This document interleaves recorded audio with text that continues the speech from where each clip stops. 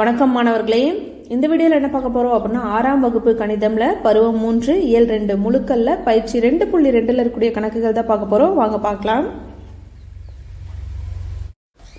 11வது கேள்வி, வீடு 0 என்பதனை தொடக்க புள்ளியாக கொண்டு பின்வரும் இடங்களை எண்கோட்டில் வரிசையாக கொடுக்கப்பட்டுள்ள குறிப்புகளின்படி குறித்து அதுக்குரிய முழுக்களை எழுதுக அப்படின்னு கொடுத்துருக்காங்களா. ஸோ என்ன கேள்வி கொடுத்துருக்காங்க அப்படின்னா, வீடை 0 அப்படின்னு குறிச்சுக்கிறோம். 0ன்னு குடிச்சிட்டு அதான் தொடக்க புள்ளியை நம்ம எடுத்துக்கிட்டு ஸோ கீழே கொடுத்துருக்காங்க இல்லைங்களா, பின்வரும் இடங்களை இங்கே பின்வரும் இடங்கள் எண்கோட்டில் வரிசையாக கொடுக்கப்பட்டுள்ளன அப்படின்னு கொடுத்துருக்காங்களா. பின்வரும் இடங்கள் அப்படிங்கிறது என்னென்ன இடங்கள் கொடுத்துருக்காங்க? வீடு, பள்ளி, நூலகம், விளையாட்டு திடல், பூங்கா, பல்பொருள் அங்காடி, பேருந்து நிறுத்தம், தொடர்வண்டி நிலையம், அஞ்சலகம், மின்சார அலுவலகம். இதெல்லாம் நம்ம குறிச்சிட்டு என்ன பண்ணோம் அப்படின்னா, அது எந்த இடத்துல இருக்கு, எந்த முழுக்கல்ல இருக்கு. இப்போ எப்படி வீடு அப்படிங்கிறது 0 அப்படிங்கிற முழுக்கல்ல இருக்கு இல்லைங்களா, அதே மாதிரி பள்ளி எங்க இருக்கும், நூலகம் எங்க இருக்கும் அப்படின்னு குறிச்சிட்டு பின்னாடி கேட்கக்கூடிய கேள்விக்கு பதில் சொல்லுங்க அப்படின்ட்டு இருக்காங்க. முதல் கேள்வி, பேருந்து நிறுத்தம் வீட்டிற்கு வலதுபுறம். பேருந்து நிறுத்தம் பேருந்து நிறுத்தம் எங்க இருக்குங்களா, வீட்டிற்கு வலதுபுறம் 3 அலகுகள் தொலைவில் உள்ளன அப்படின்னு கொடுத்துருக்காங்களா. வீட்டிற்கு வலதுபுறம்னா இந்தாண்ட, அப்போ 1 2 3 அலகுகள் அப்படிங்கும்போது எங்க வருது, 3க்கு வருது. அப்போ பேருந்து நிறுத்தம் எந்த இடத்துல இருக்கு அப்படின்னா 3ங்கிற இடத்துல இருக்கு. பேருந்து நிறுத்தம் எங்க இருக்கு, 3. அப்போ இதுக்கான விடை என்ன அப்படின்னா 3 தான் விடை. அப்போ 3 இருக்க இடத்துல நமக்கு என்ன இருக்கு, பேருந்து நிறுத்தம். இது ஃபர்ஸ்ட் கேள்வி. ரெண்டாவது கேள்வி பார்க்கலாங்களா. என்ன கொடுத்துருக்காங்க அப்படின்னா, நூலகம் வீட்டிற்கு இடதுபுறம் 2 அலகுகள் தொலைவில் உள்ளது அப்படின்னு கொடுத்துருக்காங்களா. ஸோ நூலகம் எங்க இருக்குங்களா, வீட்டுக்கு 2 அலகுகள் இடதுபுறம். என்னது, இடதுபுறம் தொலைவில் உள்ளதா. அப்போ வீட்டுக்கு இடதுபுறம்னா இது 1 அலகு 2 அலகு. அப்போ எங்க இருக்கு அப்படின்னா -2 அப்படிங்கிற இடத்துல என்ன இருக்கு, நமக்கு நூலகம் இருக்கு. அப்போ நூலகம் எங்க இருக்கு, -2.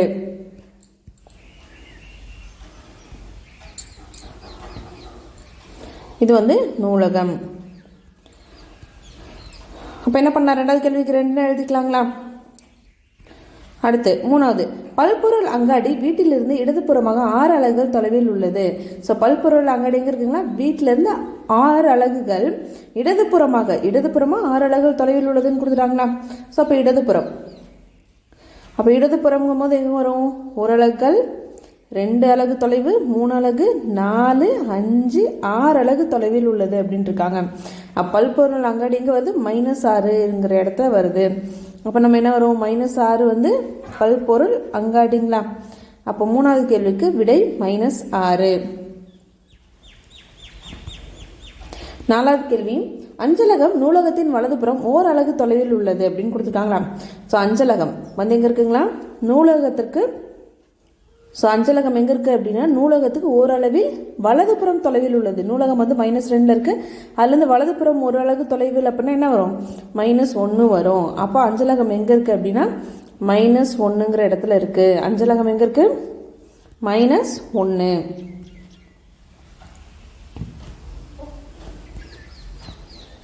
அடுத்த 5வது கேள்வி, பூங்கா பல்பொருள் அங்காடிக்கு வலதுபுறம் 1 அலகு தொலைவில் உள்ளது கொடுத்துருக்காங்களா.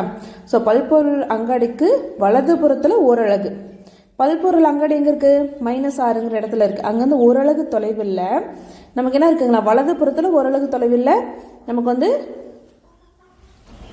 பூங்கா இருக்குன்னு இருக்காங்களா. அப்போ எங்கே வருது, -5ன்னு வருது. அப்போ -5 இருக்கிறதுல நமக்கு என்ன இருக்குது, பூங்கா இருக்குது. அப்போ இந்த கேள்விக்கான விடை -5.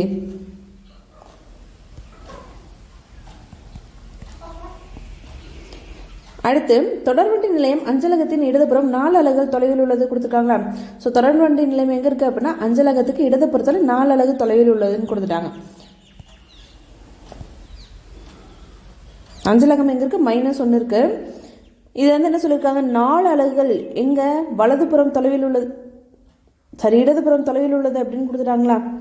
இடதுபுறம் தொலைவில் உள்ளது. அப்போ அஞ்சலகத்திலேருந்து இடதுபுறம் 4 அலகுகள், 1 அலகு தொலைவில்னா -2, 2 அலகுனா -3, 3 அலகுகள் அப்படின்னா -4, 4 அலகுகள் அப்படின்னா எங்கே இருக்குது, 4 இல்லை 3 அலகுகள் தான். என்ன கொடுத்துருக்காங்க அப்படின்னா, தொடர்வண்டி நிலையம் அஞ்சலகத்திலிருந்து 3 அலகுகள் இடதுபுற தொலைவில் இருக்குது அப்படின்ட்டு இருக்காங்க. அப்போ எங்கே இருக்குது, -4ல் இருக்குது. அப்போ -4 நமக்கு என்ன வரும், தொடர்வண்டி நிலையம் வரும். தொடர்வண்டி நிலையம் எங்கே இருக்குது அப்படின்னா -4 அப்படிங்கிற இடத்துல இருக்குது.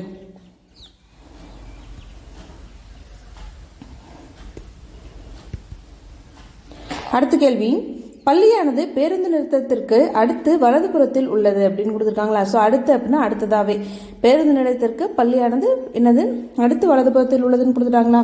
ஸோ நமக்கு பேருந்து நிலையம் எங்கே இருக்குன்னு தெரியும். பேருந்து நிலையம் எங்கே இருக்கு? பேருந்து நிலையம் 3 இருக்கு. ஸோ அதுக்கு என்ன கொடுத்துருக்காங்க, அதுக்கு அடுத்து வலதுபுறத்தில் என்ன கொடுத்துருக்காங்க, வலதுபுறத்தில் அடுத்து இருக்கிறது அப்படின்னு கொடுத்துட்டாங்களா. அப்போ எது வரும், 3க்கு அடுத்து இருக்கிறது என்னது 4, வலதுபுறம் அப்படிங்கிறனால நமக்கு என்ன வரும் 4. 3க்கு அடுத்து வலதுபுறத்தில் என்ன இருக்குது 4 இருக்குங்களா. ஸோ அப்போ 4 இருக்க இடத்துல தான் நமக்கு என்ன வரும், பள்ளி வரும். ஸோ 4 இருக்க இடத்துல தான் நமக்கு என்ன கிடைக்குது, பள்ளி இருக்குது. அடுத்து அப்போ இந்த கேள்விக்கான விடை 4ன்னு போட்டுப்போங்களா. அப்போ பள்ளி எங்கே இருக்குது அப்படின்னா 4ங்கிற இடத்துல இருக்குது. ஸோ அடுத்து 8வது கேள்வி, விளையாட்டு திடலும் நூலகமும் ஒன்றுக்கொன்று எதிரெதிரே உள்ளன அப்படின்னு கொடுத்துருக்காங்களா. ஸோ விளையாட்டு திடலும் நூலகமும் எப்படி இருக்குங்களா, எதிரெதிரே இருக்குது அப்படின்னு கொடுத்துருக்காங்க. ஸோ அப்போ விளையாட்டு திடல் முன்னே எங்கே இருக்குன்னு நம்ம பார்க்கணும். விளையாட்டு திடல் நம்ம என்ன கண்டுபிடிக்கல, நூலகம் கண்டுபிடிச்சிருக்கோம். ஸோ நூலகம் என்ன இருக்குது, -2 இருக்குங்களா. நூலகம் என்ன இருக்குது, -2 இருக்கு.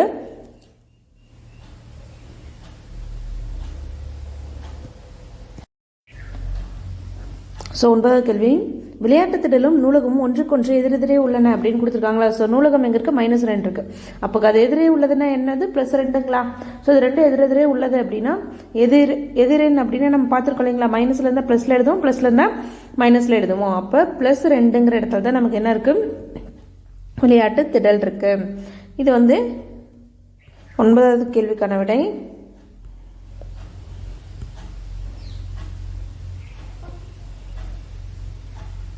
+2ங்களா.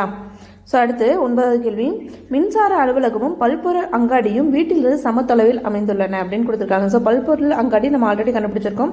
அப்போ மின்சார அலுவலகம் இப்போ என்ன கொடுத்துருக்காங்க, பல்பொருள் அங்காடி ரெண்டும் வீட்டிலிருந்து, அப்போ 0லேருந்து சமத்தொலைவில் இருக்குது அப்படின்னு சொல்லியிருக்காங்க. அப்போ பார்க்கலாங்களா. அப்போ பல்பொருள் அங்காடி இங்கே இருக்குது. பல்பொருள் அங்காடி -6ல் இருந்துச்சு அப்படின்னா ஸோ நமக்கு என்னது, மின்சார அலுவலகம் சமத்தொலைவில் அமைந்துள்ளன. எங்கேருந்து, வீட்டிலிருந்து சமத்தொலைவு அப்படின்ட்டாங்களா. இது -6ல் இருந்துச்சு அப்படின்னா இது இதில் இருக்கணும், +6ல் இருக்கும். ஸோ இதில் இருக்கும், +6ல் இருக்கும். அப்போ பல்பொருள் அங்காடி நமக்கு எங்கே இருக்குது அப்படின்னா +6ல் வரும். அப்போ நமக்கு ஸோ மின்சார அலுவலகம் 6 பல்பொருள் அங்காடியில் மின்சார அலுவலகம் எங்கே இருக்குது அப்படின்னா +6ல் இருக்குது. அப்போ மின்சார அலுவலகம் இங்கே என்ன முழு எண்ணு குறிக்குது அப்படின்னா +6 குறிக்குது. இப்போ இந்த கேள்விக்கான விடை 6. அடுத்து 12வது கேள்வி, பின்வரும் குறிப்புகளை கொண்டு அட்டவணையை நிறைவு செய்க அப்படின்னு கொடுத்துருக்காங்களா. ஸோ என்னென்ன குறிப்புகள் கொடுத்துருக்காங்களோ அதை கொண்டு அட்டவணையை நிறைவு செய்யுங்க அப்படின்ட்டாங்க. ஸோ ஃபஸ்ட்டு முதல் குறையற்ற முழு எண் அப்படின்னு கொடுத்துருக்காங்களா. குறையற்ற முழு எண் எதுன்னு கேட்குறாங்க. ஸோ அப்போது குறை எண் அப்படின்னா -1 -2 -3ங்களா. அப்போ குறை எண் இல்லாத வரக்கூடிய முதல் முழு எண் என்னன்னு கேட்குறாங்களா. அது என்ன அப்படின்னா 0. அது என்னது அப்படின்னா 0. அப்போ C1 இருக்க இடத்துல என்ன வரும், 0 வரும். 2ஆம் குறை எண்ணின் எதிரெண் கொடுத்துருக்காங்க. 2ஆம் குறை எண் அப்படின்னா என்னது, குறை எண்ணில் ஃபர்ஸ்ட் -1, 2வது குறை எண் என்னது -2ன்னு வருங்களா. அப்போ 2வது குறை எண் -2, அந்த எண்ணோட எதிரெண் அப்படின்னா நமக்கு என்னது +2. அப்போ C3 அப்படிங்கிறது என்னது +2. அடுத்து C5 அப்படிங்கிறது முழு எண்களின் கூட்டல் சமணின்னு கொடுத்துருக்காங்களா. முழு எண்களின் கூட்டல் சமணி என்ன அப்படின்னா 0. ஸோ கூட்டல் சமணி 0, பெருக்கல் சமணி அப்படின்னா 1ன்னு சொல்லுவோம். கூட்டல் சமணினா 0, பெருக்கல் சமணி 1. அடுத்து C6 அப்படிங்கிறது என்ன கொடுத்துருக்காங்க அப்படின்னா C2ல் உள்ள முழுவின் தொடரி அப்படின்னு கொடுத்துருக்காங்களா. C2ல் என்ன இருக்கு, -5. -5ஓட தொடரி என்னது நமக்கு 4. தொடரி அப்படின்னா முன்னாடி இருக்குது. அப்போ -5க்கு முன்னாடி என்ன இருக்கும், மைனஸ் தொடரி அப்படிங்கிறது இப்போ தான் எழுதா என் கோட் அப்படின்னா -5 -4 -3 -2 -1ன்னு வருங்களா. அப்போ தொடரி அப்படிங்கும்போது இது -5 தொடர்ந்து என்ன வருது, -4ன்னு வருது. முன்னினா முன்னாடி, தொடரி அப்படின்னா பின்னாடி. அப்போ -5 தொடர்ந்து என்ன வருது, -4 வருது. அடுத்து C8 அப்படிங்கிறது என்ன கொடுத்துருக்காங்க அப்படின்னா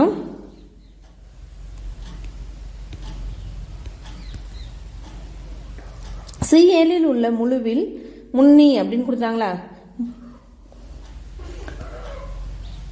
என்ன கொடுத்துருக்காங்க, C8 அப்படிங்கிறது C7 உள்ள, C7 என்ன -7, -7 உள்ள முழுவின் முன்னி அப்படின்ட்டாங்க. அப்போ ஒரு எண் கோடு இருந்துச்சு அப்படின்னா -7க்கு முன்னாடி என்ன இருக்கும், -8 இருக்கும், -7க்கு பின்னாடி -6 இருக்குங்களா. அப்போ இங்கே என்ன வரும் அப்படின்னா C8 அப்படிங்கிறது -8. இங்கே 2 கூட்டல் சமணி 0, C2 இங்கே என்னது C6 வந்து -4, இங்கே என்னது முன்னி வந்து நமக்கு -8. அடுத்து C9, C5 உள்ள முழுவின் எதிரெண் அப்படின்னு கொடுத்துருக்காங்க. C5 என்ன இருக்கு, 0 இருக்கு. அப்போ 0த்தோட எதிரெண்ணு நமக்கு என்ன தான் 0 தான். ஒருவேளை பிளஸ்ல இருந்தா மைனஸ்ல எழுதும், மைனஸ்ல இருந்தா பிளஸ் எழுதும். அப்போ 0க்கு +0னால -0னால என்ன 1 தான். அடுத்து 13வது கேள்வி. கீழே உள்ள பட்டை வரைபடமானது ஒரு சிறு வர்த்தக நிறுவனத்தின் 2011ஆம் ஆண்டு முதல் 2017ஆம் ஆண்டு வரையிலான லாபம் மற்றும் நஷ்டத்தை விளக்குகிறது அப்படின்னு கொடுத்துருக்காங்களா. ஸோ 2011லேருந்து 2017 வரைக்கும் இருக்கக்கூடிய எவ்வளோ லாபம் கிடைச்சிருக்கு, எவ்வளோ நஷ்டம் கிடைச்சிருக்கு அப்படிங்கிறத இது குறிக்குது அப்படின்ட்டாங்க. கீழே கொடுத்துருக்க கேள்விக்கு நம்ம பதில் சொல்லணும். இதுதான் வரைபடம். ஓகேங்களா. நமக்கு நஷ்டம் எப்படி இருக்கு, கோடிகளாக நஷ்டமாக இருக்கு. இப்போ முதல் கேள்வி, பின்வரும் வினாக்களுக்கு விடையளி கொடுத்துட்டாங்களா. 2014ஆம் ஆண்டில் நிறுவனத்திற்கு லாபமா நஷ்டமா அப்படின்னு கேட்குறாங்களா என்பதை குறிக்கும் முழுவினை எழுதுக அப்படின்னு கொடுத்துருக்காங்க. லாபத்து குறிக்குதா நஷ்டமா குறிக்குதா, எந்த முழு குறிக்குது அப்படின்னு சொல்லி கேட்குறாங்களா.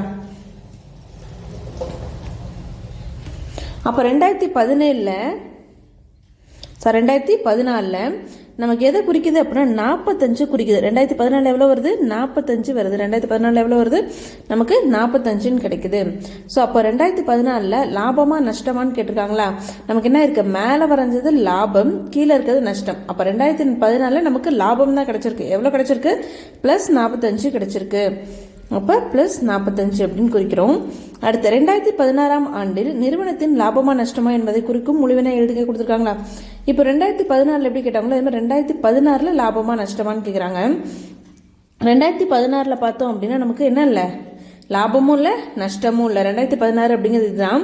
ஸோ அந்த இடத்துல நமக்கு என்ன குறிக்கல, லாபமும் சொல்லலை நஷ்டமும் சொல்லலை. அந்த இயரில் என்ன இல்லை, லாபமும் கிடைக்காது நஷ்டமும் கிடைக்காதுன்னு சொல்லியிருக்காங்க. அப்போ லாபமும் இல்லை நஷ்டமும் இல்லை அப்படின்னா அங்கே என்ன ஆகிடும், 0 ஆகிடுங்களா.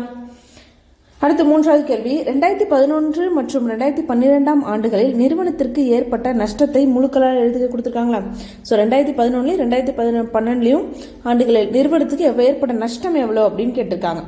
அப்போது 2011 எவ்வளோ நஷ்டங்களா, 10.